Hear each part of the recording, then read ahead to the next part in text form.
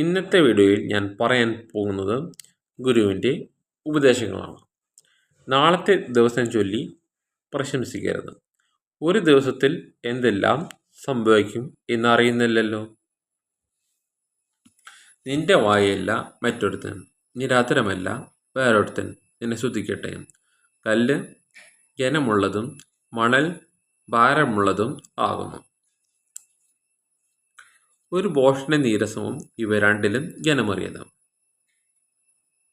ക്രോധം ക്രൂരവും കോപം പ്രളയവുമാകുന്നു.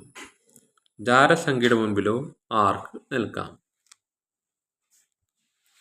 മറിഞ്ഞ സ്നേഹത്തിലും തുറന്ന ശാസന നല്ലത്. സ്നേഹിതൻ വരുത്തുന്ന മുറിവുകൾ വിശ്വസ്തതയുടെ ഫലം. ശത്രുവിൻ്റെ ചുംബനങ്ങളോ കണക്കിലധികം.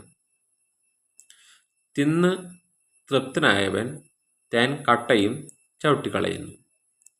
വിശപ്പുള്ളവനോ കയ്പുള്ളതൊക്കെയും മധുരം. കൂട് വിട്ടലയുന്ന പക്ഷിയും നാട് വിട്ട് ഉഴലുന്ന മനുഷ്യനും ഒരുപോലെ. തൈലവും ധൂപവും ഹൃദയത്തെ സന്തോഷിപ്പിക്കുന്നു.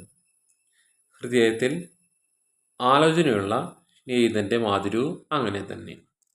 നിന്റെ സ്നേഹിതനെയും അപ്പൻ്റെ സ്നേഹിതനെയും ഉപേക്ഷിക്കരുത്.